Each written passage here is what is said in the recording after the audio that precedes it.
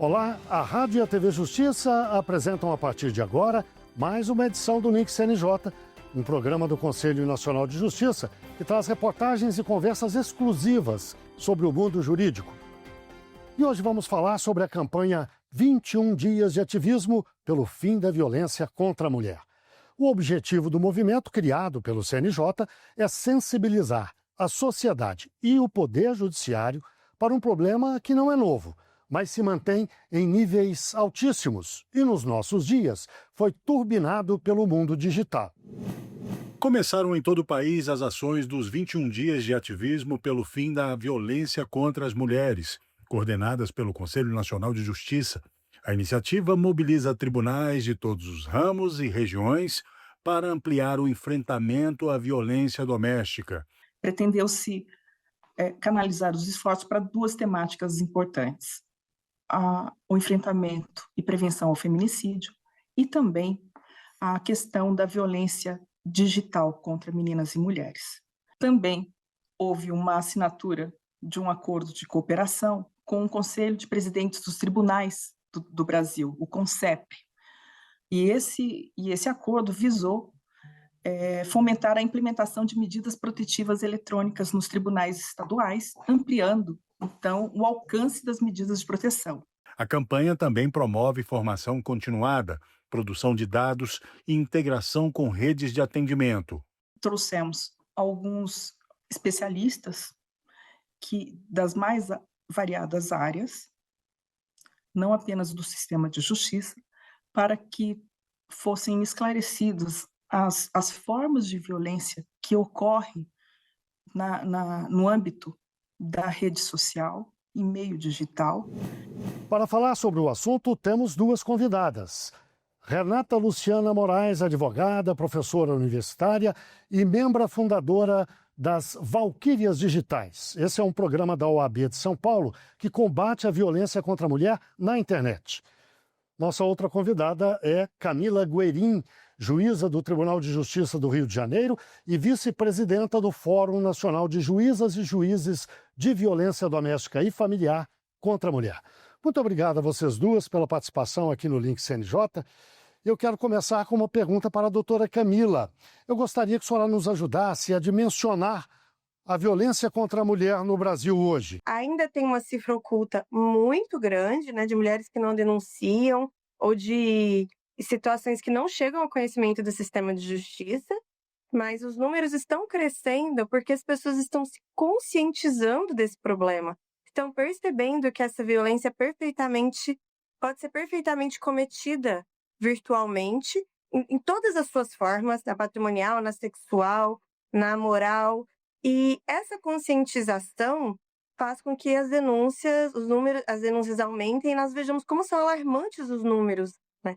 E por isso os 21 dias de ativismo e essa iniciativa de conversar sobre o tema é tão importante, porque nós temos que cada vez mais informar e conscientizar para que as pessoas entendam as formas de violência que podem ser cometidas contra as mulheres no mundo virtual, para que a gente consiga agir na prevenção, também na punição, que é importante, mas na prevenção e na conscientização do problema. Doutora Renata, como eu disse no princípio do programa, a senhora faz parte de um grupo da OAB de São Paulo, chamado Valquírias Digitais, e eu sei que o grupo se detém sobre o problema especificamente, inclusive com pesquisa. Eu pediria que a senhora nos ajudasse, da mesma forma que a doutora Camila, a dimensionar o problema. O que vocês encontraram ao fazer essas pesquisas?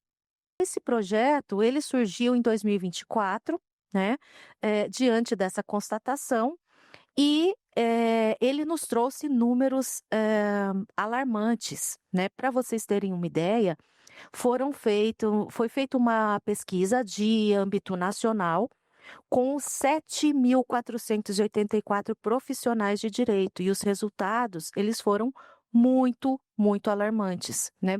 Só a título de exemplo, nós temos aqui um dos resultados encontrados, 73,2% dos testemunhos relataram comunicação agressiva online. né? Então, é um número, é um índice muito alto. Mais de 50%, né, 52,1% relataram assédio em redes profissionais. Então, através disso, essa pesquisa foi compendiada e foi criada as Valquírias Digitais. Nós somos 10 mulheres advogadas e estamos trabalhando nesse âmbito, no sentido de construir um futuro em que o espaço digital possa ser mais seguro, né, acessível e equitativo a todas nós. A velha violência contra a mulher no mundo real se transportou para o mundo virtual, mas isso se dá exatamente da mesma forma? A violência, por exemplo, o estupro, ele não exigiria um tete-a-tete, o contato físico? O estupro pode acontecer sim no mundo virtual, tá? Através do constrangimento, a realização de atos libidinosos não consentidos pela vítima, por meio de grave ameaça, como, por exemplo, se automasturbar ou inserir objetos, isso configura estupro. E sempre é importante lembrar que, se for menor de 14 anos, a falta de consentimento é presumida. Portanto, o estupro, né, o estupro de vulnerável já resta caracterizado, independentemente do consentimento da vítima. Porque nesse debate, Guilherme, é impossível a gente não lembrar do que tem acontecido com as crianças e com os adolescentes, né, que estão tendo acesso aos celulares. E, por exemplo, aquele tio, aquele avô, padrasto, que abordava a adolescente na cozinha e, né, para falar, para pessoas entenderem, encoxava na cozinha ou no quintal, ele agora manda mensagem dizendo que ela tá bonita, gostosa e pedindo nude. Então, assim, desculpa estar falando até de uma forma bem clara, mas é a título informativo mesmo, né? Claro. Então, houve essa mudança. Ele se entende como fazendo a conduta de forma mais escondida, né? Mais protegido, porque ninguém vai ver. Tá ali no celular daquela garota. Então, com a criança e o adolescente, eles também têm sido muito atingidos por essa violência, né? A senhora, numa fala anterior, lembrou do trabalho que o grupo Valquírias Digitais faz no combate à violência nesse meio, no meio digital. Esse grupo, ele se originou de uma das comissões temáticas da OAB São Paulo, que é a Comissão de Privacidade e Proteção de Dados e Inteligência Artificial da OAB São Paulo, que é presidida pelo Dr. Solano de Camargo. Então, o Dr. Solano, ele é professor, né, presidente dessa comissão, e ele idealizou a realização dessa primeira pesquisa, né, que foi feita no ano de 2024, a fim de que nós pudéssemos ter um panorama dentro da advocacia, né, nacional, de como estariam as questões voltadas às violações, né, que mulheres sofriam dentro do ambiente digital. Somente através do letramento digital, ou seja, a partir do momento em que as pessoas conheçam os fatos, saibam que estão sofrendo algum tipo de violação e saibam o que fazer em situações desse sentido, é que essa situação poderá se reverter, começar a se reverter de alguma maneira. Doutora Camila, eu gostaria agora de falar mais especificamente da campanha 21 dias de ativismo contra a violência contra a mulher, né? Pelo fim da violência contra a mulher. Como vai se dar exatamente essa campanha? Quais são as iniciativas mais importantes que a senhora pode destacar? Os 21 dias, de um modo geral, ele causa uma mobilização social muito interessante. As pessoas param para falar disso e param para pensar nisso. O letramento digital, como a doutora Renata estava dizendo, é extremamente importante porque isso traz legitimidade para o sistema de justiça. A partir do momento em que a mulher sabe a quem recorrer, como recorrer e confia nesse sistema que vai recebê-la com acolhimento, isso diminui a subnotificação, né? A segurança deste acolhimento e de como fazer, né? E os 21 dias com campanhas, com eventos, com caminhadas, são extremamente importantes. O Fonavide lançou este ano, no seu evento anual, a campanha Judiciário pelo Fim do Feminicídio, que conversa com essa comunicação e esse letramento. Nós estamos divulgando 21 fatores preditivos de feminicídio. Cada dia nós estamos divulgando um fator preditivo de feminicídio, para que a mulher saiba que aquilo é um fator de risco. Esses fatores são estudados, né? Eles têm origem, inclusive, no Formulário Nacional de Avaliação de Risco, que a mulher preenche por ocasião da denúncia e do requerimento de medida protetiva de urgência. Mas, muitas vezes, a mulher que não chega até a denúncia não sabe quais são esses fatores de risco. Então, nos 21 dias de ativismo, cada dia o Fonavide está colocando essa campanha no ar pelas redes sociais, justamente para que a mulher tenha essa informação. Então, ele ameaçou se matar, não te matar, mas se matar. Isso é um nível de manipulação psicológica altíssimo e que demonstra um risco de feminicídio, né? Ele bateu em você quando você estava grávida, ele já te ameaçou com faca. Então, nós estamos divulgando os fatores de risco de feminicídio nesses 21 dias de ativismo. Claro que tem outros, mas nós focamos nos que são mais comuns e mais importantes. O Link CNJ, portanto, faz uma breve pausa e volta já já.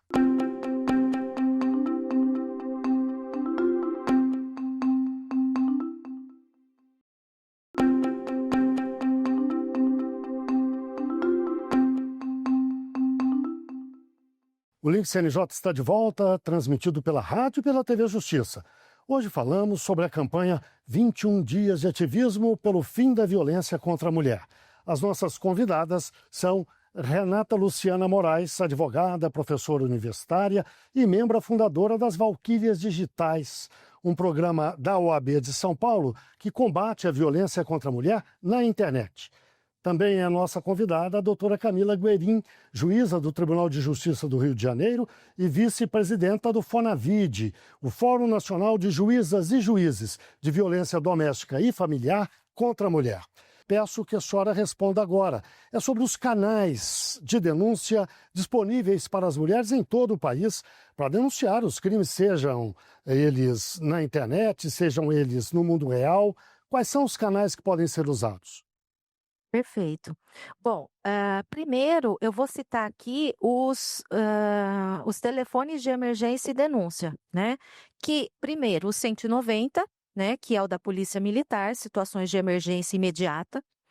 O 180, que é a Central de Atendimento à Mulher, né? 180.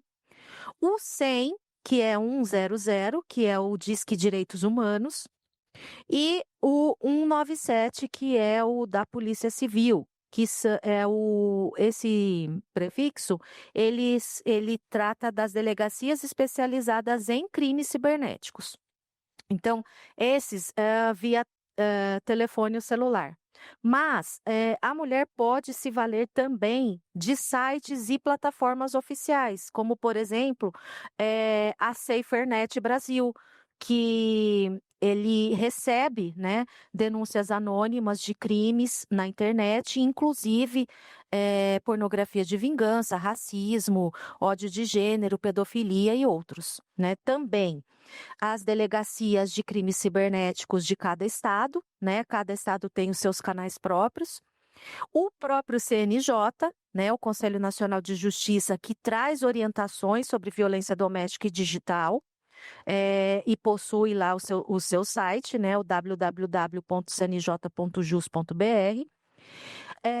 A OAB Mulher, né, que é mulher@oabsaopaulo.org.br, que é um canal direto da OAB São Paulo para acolhimento e apoio de mulheres em situação de violência, e também a delegacia eletrônica, né, que é www.delegaciaeletronica.sp.gov.br, aonde a mulher pode fazer o registro online de ocorrências, incluindo as de crimes digitais. E aí, Guilherme, eu queria puxar o gancho aqui com relação a essas denúncias, a esses canais, né, oficiais, e trazer, né, para o ouvinte alguns termos, né, e tipos de violência digital contra as mulheres. Nós temos vários blocos, né? Então, por exemplo, no primeiro bloco que a gente trata sobre violação da intimidade e exposição sexual. O que nós temos? Nós temos, por exemplo, a pornografia de vingança. O que é a pornografia de vingança? É a divulgação de imagens íntimas sem o consentimento do indivíduo. Então, isso é um crime, né? Deepfakes não consensuais. O que é uma deepfake? São montagens falsas, né, com o rosto da vítima. Por exemplo, pega-se o rosto, né, da mulher e coloca em imagens pornográficas, em imagens falsas, inserindo em vídeos pornográficos, por exemplo. A sextorção, né? O que é a sextorção? É uma chantagem com imagens íntimas, onde, após normalmente relações íntimas, o criminoso rouba arquivos e pratica extorsão contra essa mulher. Ainda os PEC-Leaks, né, que são compartilhamento em massa de nudes sem autorização. Aí nós temos ainda assédio, controle e perseguição, outras figuras, como, por exemplo, o cyberstalking. O que é o cyberstalking? É a perseguição obsessiva de alguém por uma outra pessoa através de meios digitais. Então, normalmente isso acontece quando aquela mulher ela está em uma relação abusiva com o parceiro ou parceira, e também pode ocorrer por desconhecidos. São pessoas obcecadas por alguém que infernizam incessantemente a vida daquela pessoa através dos meios digitais. A doutora Renata citou o SaferNet. Além de receber denúncias, ele cumpre um outro papel importante. Eu gostaria que a senhora nos falasse sobre isso. O que é exatamente? A SaferNet também ajuda nessa produção de dados estatísticos, né? O Formulário Nacional de Avaliação de Risco, por exemplo, também tem essa característica. Porque quando a gente tem toda a estatística e os dados estatísticos, nós conseguimos partir daí para formular políticas públicas e para entender o panorama das mulheres que estão atingidas pela violência de gênero. O importante canal, e está dentro das iniciativas dos 21 dias de ativismo, é o Acordo de Cooperação Técnica que o Conselho Nacional de Justiça assinou agora no dia 24 com o CONCEPRI, que é o Conselho dos Presidentes dos Tribunais de Justiça do Brasil, de todo o Brasil, para nacionalizar a medida protetiva de urgência eletrônica, o requerimento virtual da medida protetiva de urgência. No Rio de Janeiro, ele acontece já por meio do aplicativo Maria da Penha, que foi desenvolvido pelo Direito Ágil com a UFRJ. Como que funciona? Não é um aplicativo que a mulher baixa, até para sua segurança. Então, não tem um aplicativo baixado no celular. É um app web, é um site.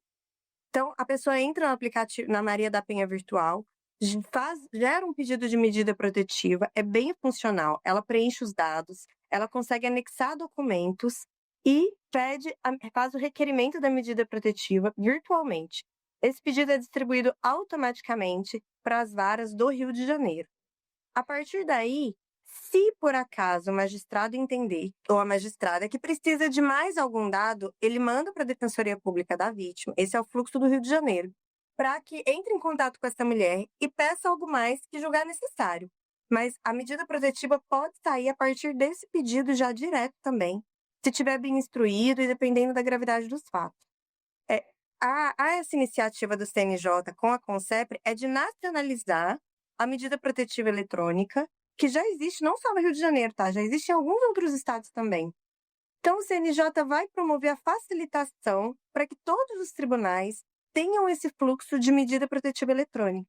Porque a gente tem lugares, como a Ilha do Marajó, Sertão de Pernambuco, vários outros lugares, que é muito difícil para a mulher chegar numa delegacia, ou até dentro de uma cidade grande, né? Ela sair lá de uma comunidade, pegar o ônibus, faltar o trabalho para chegar numa delegacia, é complicado. Então, a iniciativa vem para facilitar o acesso do pedido de ajuda por meio da medida protetiva eletrônica. É importantíssima que qualquer mulher, de onde estiver, se tiver um celular e tiver internet, vai conseguir fazer o pedido em qualquer lugar do país, quando isso estiver realmente nacionalizado. Então, essa iniciativa do CNJ com o CONCEPRI, que veio nos 21 dias de ativismo, é muito louvável. E, doutora Renata, eu sei que existe um sinal, me parece até internacional, que a mulher pode usar quando corre um risco, está sendo ameaçada por alguém. Que sinal é esse? Como é que ele funciona? Pois bem, nós temos um sinal, um gesto silencioso, que é esse daqui. Então, você está com a mão reta, você coloca o dedão para dentro e fecha e abre. Fecha e abre. Esse sinal é mundialmente conhecido como um sinal de socorro e prevenção de violência contra a mulher. Bem, chegamos ao fim do programa de hoje. Eu agradeço muito a participação de vocês duas. Eu conversei com a doutora Renata Luciana Moraes, advogada, professora universitária e membro fundadora das Valquírias Digitais, um programa da OAB de São Paulo que combate a violência contra a mulher na internet. Conversei também com a doutora Camila Guerin, juíza do Tribunal de Justiça do Rio de Janeiro e vice-presidenta do FONAVID, o Fórum Nacional de Juízas e Juízes de Violência Doméstica e Familiar contra a Mulher. Mais uma vez, obrigado às duas. E agora o link CNJ da Notícias da Justiça. Vamos fazer um giro pelos estados e pelos tribunais do país. O Tribunal de Justiça do Rio Grande do Sul lançou um manual prático de gestão de emergências. O material orienta servidores sobre como agir em situações críticas nas unidades do Judiciário. O documento, construído de forma integrada por diferentes setores do tribunal, contempla informações nas áreas de saúde, segurança, tecnologia e infraestrutura. O CNJ formou 1.655 pessoas, entre magistrados e servidores, sobre a aplicação de suas resoluções relativas ao sistema penal e socioeducativo. O curso online Justiça Penal e Justiça Juvenil Atualizadas, Resoluções do CNJ na Prática, foi coordenado pelo Departamento de Monitoramento e Fiscalização do Sistema Carcerário e do Sistema de Execução de Medidas Socioeducativas, com apoio do programa Fazendo Justiça, e já tem nova edição prevista para 2026. Os tribunais de justiça de Goiás, Mato Grosso, do Distrito Federal e Territórios e Maranhão conquistaram o selo Diamante de Qualidade na categoria Justiça Estadual de Médio Porte. É o reconhecimento do Conselho Nacional de Justiça aos tribunais que conseguem julgar com agilidade, que baixam os estoques de processos, além de também conseguirem transparência em ações e dados e facilitarem o acesso do cidadão aos serviços prestados. É hora do CNJ nas redes. Vamos ver algumas das postagens que marcaram a semana nas redes sociais do CNJ. Oi, pessoal! Tá no ar mais um CNJ nas redes. Vem com a gente conferir os destaques da semana. Revisar para melhorar. Com mais de 44 mil processos atualizados, envolvendo desde revisão penal até inclusão de dados, o Mutirão Processual de 2025 reforçou o compromisso do Judiciário com a transparência. Foram analisados casos de prisões preventivas prolongadas, penas vencidas ou prescritas, além de processos envolvendo mães gestantes, lactantes ou responsáveis por crianças. O mutirão também revisou mais de 20 mil processos relacionados a cannabis, seguindo os critérios do Supremo Tribunal Federal, que diferenciam usuários de traficantes. Como resultado, mais de 3 mil condenações foram ajustadas, garantindo coerência, justiça e segurança jurídica. Agora, você sabia que o respeito por todas as mulheres deve valer dentro e fora da internet? É isso que a campanha 21 Dias de Ativismo pelo Fim da Violência contra a Mulher, realizada pelo CNJ, reforça para toda a sociedade. A ação, que vai até o dia 10 de dezembro, tem como foco a violência digital contra meninas e mulheres e busca conscientizar sobre a importância de garantir respeito em todos os ambientes. Aqui vai um aviso importante. Se você souber de algum ato de violência contra a mulher, ligue 180 para a Central de Atendimento à Mulher. Sua denúncia pode salvar uma vida. Por fim, damos as boas-vindas ao novo conselheiro do CNJ, que tomou posse no dia 18 de novembro. O procurador Silvio Amorim Júnior passa a integrar a instituição na vaga destinada pela Procuradoria-Geral da República e exercerá o mandato pelos próximos 2 anos. E aí, gostaram dos conteúdos de hoje? Então segue o CNJ nas redes sociais e no canal do WhatsApp para continuar bem informado. Até a próxima! É hora do quadro Uma História.